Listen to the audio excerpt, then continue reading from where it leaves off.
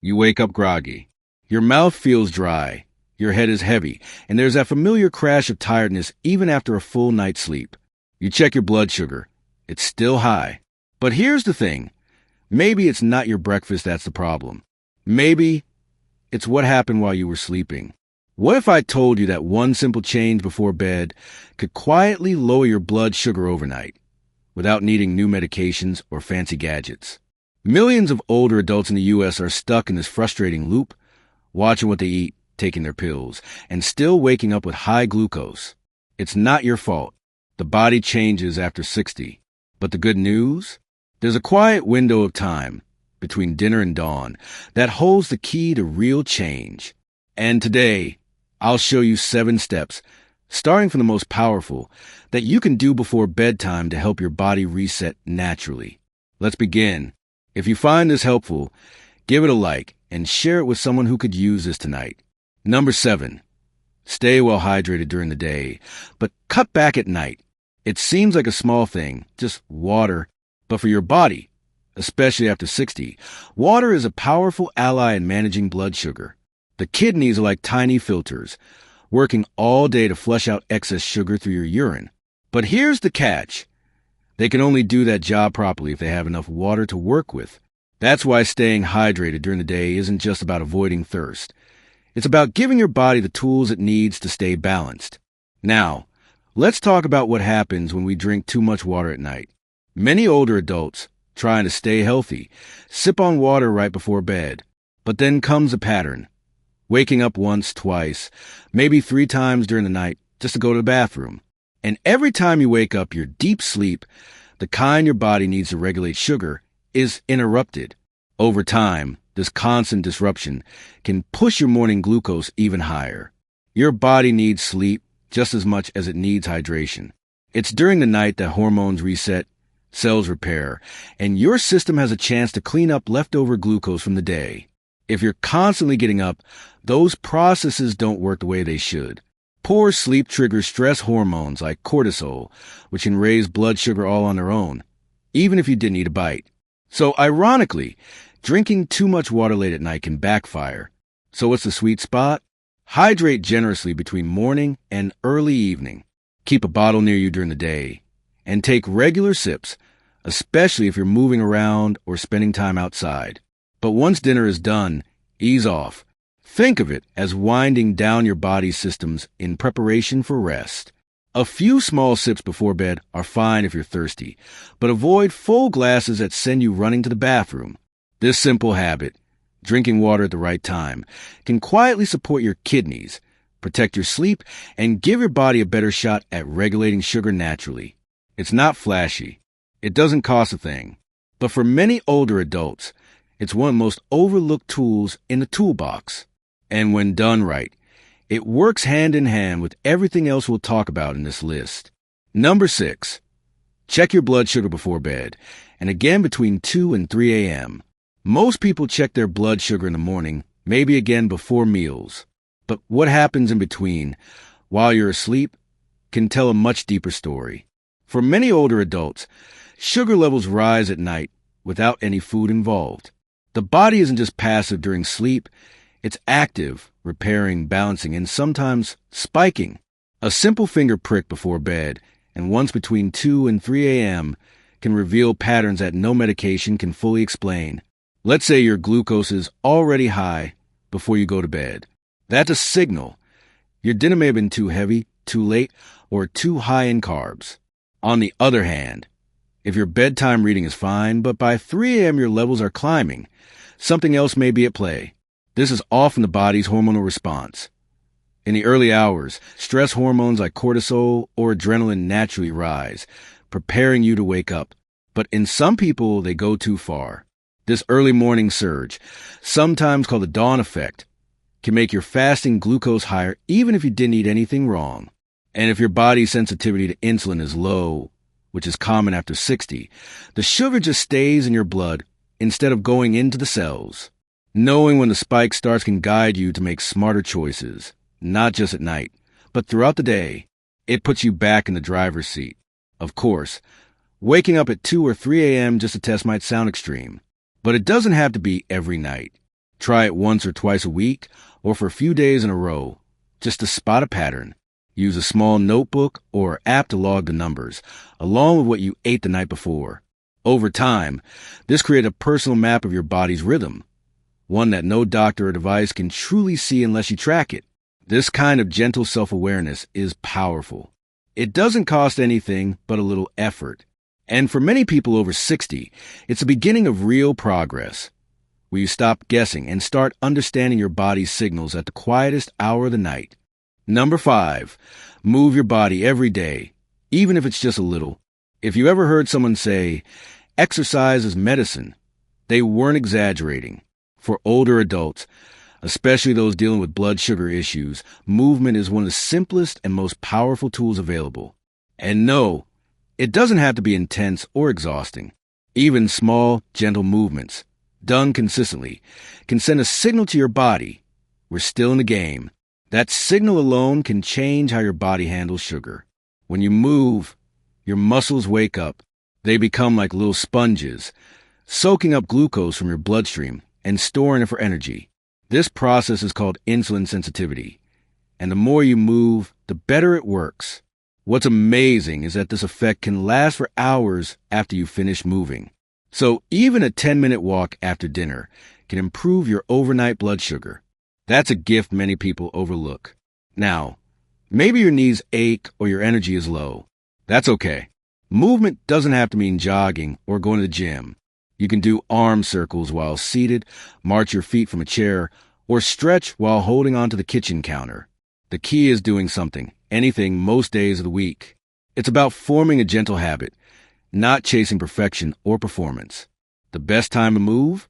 Right after meals, especially dinner. That's when your blood sugar is naturally rising, and your body needs help processing it. A short walk around the block, or even pacing around the house during TV commercials, makes a difference. It's not about burning calories. It's about nudging your body to use the sugar you've already eaten. Small steps, repeated often, create big changes over time. Movement is a message to your body. We're not done yet. And the body listens. It adjusts. It responds. Many people over 60 discover that with just a bit of daily movement, their numbers improve, their sleep gets deeper, and their confidence returns. You don't need fancy shoes or a gym membership. Just your body, your breath, and the willingness to begin again one step at a time. Number 4, avoid snacks or meals after dinner. It's easy to fall into the habit. A little something sweet after dinner, a handful of crackers before bed, maybe a warm drink with a biscuit. These tiny indulgences feel harmless, even comforting. But for your blood sugar, especially overnight, they can be like throwing logs on a fire that should be fading. After dinner, your body is getting ready to rest, not to digest. And late-night eating can quietly keep your sugar levels elevated while you sleep. During the day, your metabolism is more active, and your body can handle food more efficiently. But at night, everything slows down. That includes insulin sensitivity, the way your body moves sugar out of your blood and into your cells. When you eat close to bedtime, that process gets sluggish. The sugar lingers in your blood longer, which can lead to higher readings the next morning and disturb the natural healing rhythm of sleep. There's also a deeper layer. Nighttime eating often isn't about hunger. It's about habit, emotion, or boredom. Maybe the house is quiet, the TV is on, and there's something comforting about reaching for a treat. But here's a trick. Try swapping that snack for a cup of herbal tea, or brushing your teeth early to signal kitchen close. These small actions can retrain your brain to break the pattern over time. The goal isn't to be perfect. There will be evenings when you eat a little late or have something extra. That's okay. But making it a regular habit to stop eating 2 to 3 hours before bed can give your body the clean slate it needs overnight. Your digestive system gets a rest. Your liver processes glucose more efficiently. And you give yourself a better shot at waking up with a lower, steadier number on the meter. This isn't about restriction. It's about rhythm. Letting your body do what it was designed to do. Clean up, heal, and rebalance during the quiet hours of sleep. For many older adults, cutting out nighttime snacks becomes a turning point, not just for blood sugar, but for sleep quality, energy, and peace of mind. It's a gentle shift, but one that ripples through every part of your health. Number 3, correct nutritional deficiencies with the right supplements. You can eat well, sleep right, even exercise daily, but if your body is running low on certain vitamins or antioxidants, your blood sugar may still misbehave. It's like trying to bake bread without yeast. It just doesn't rise right. After 60, your body doesn't absorb nutrients the same way it used to. And that's where the right supplements can quietly step in to help everything work more smoothly behind the scenes.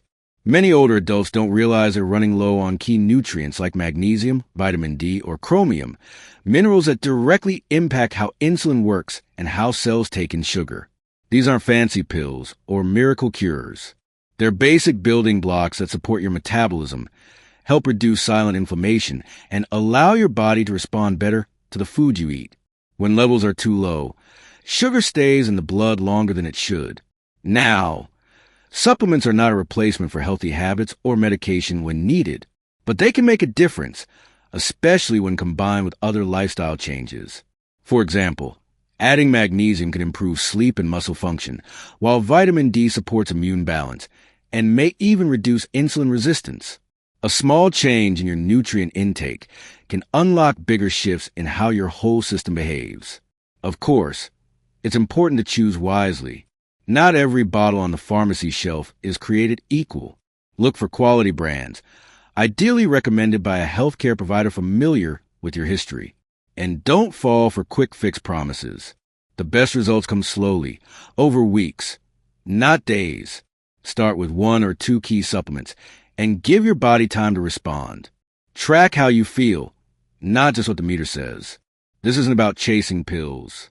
It's about giving your body what it's quietly asking for. And often, with the right nutritional support, energy returns, cravings ease, and blood sugar starts to move in the right direction. It's like tuning up an engine that was stalling. The power was always there. It just needed the right fuel to come back to life. Number 2, choose dinners with little or no carbohydrates. Dinner is often the most comforting meal of the day, something warm, familiar, maybe even shared with family. But what many don't realize is that what you put on your plate at night can quietly shape your blood sugar until morning.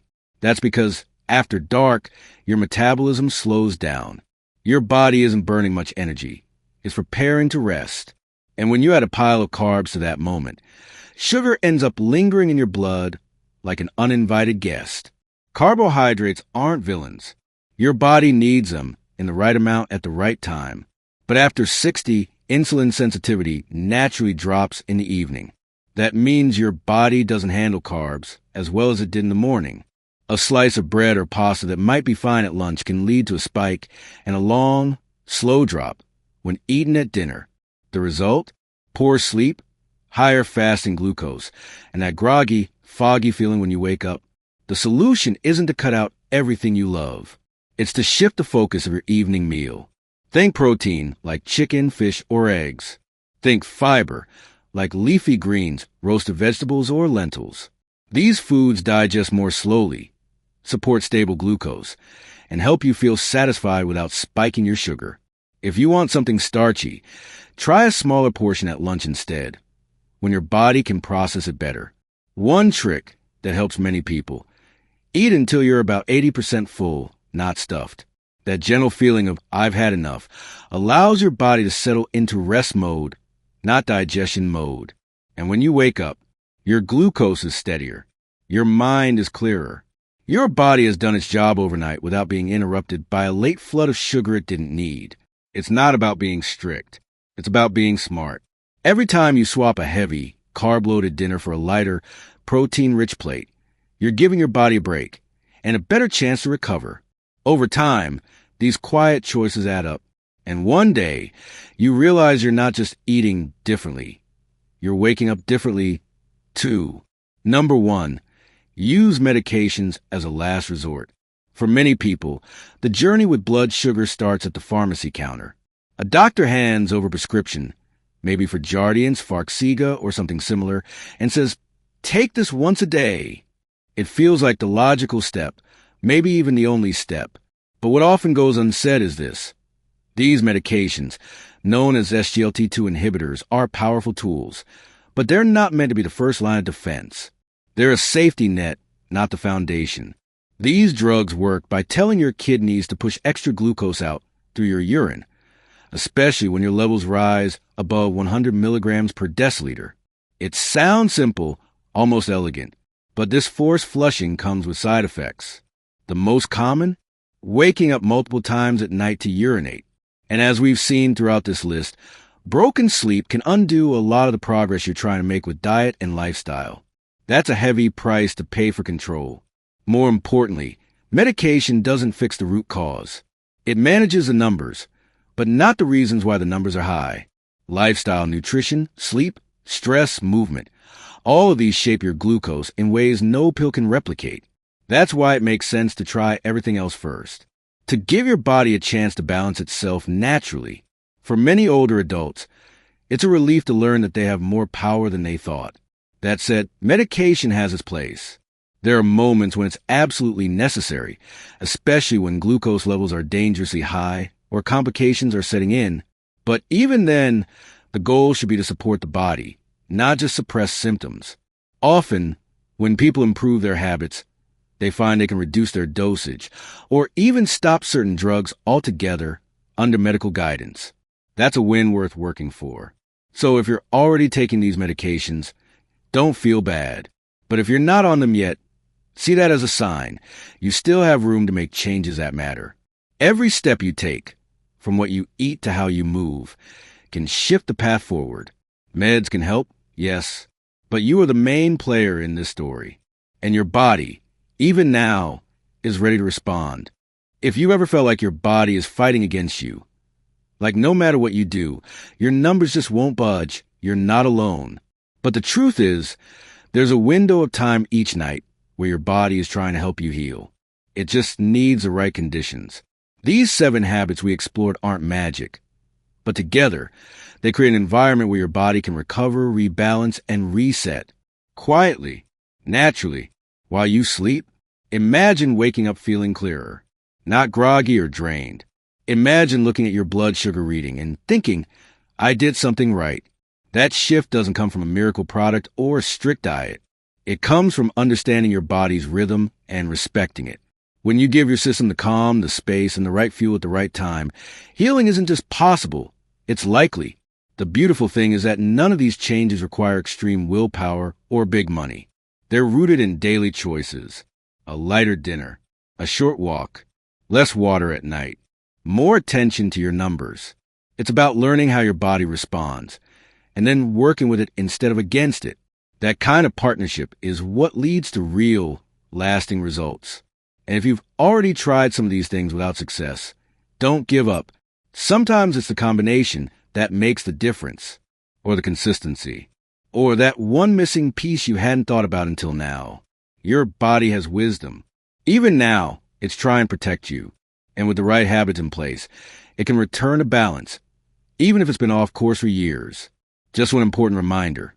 Before making big changes to your diet, starting new supplements, or adjusting medications, please speak to a healthcare professional who knows your history.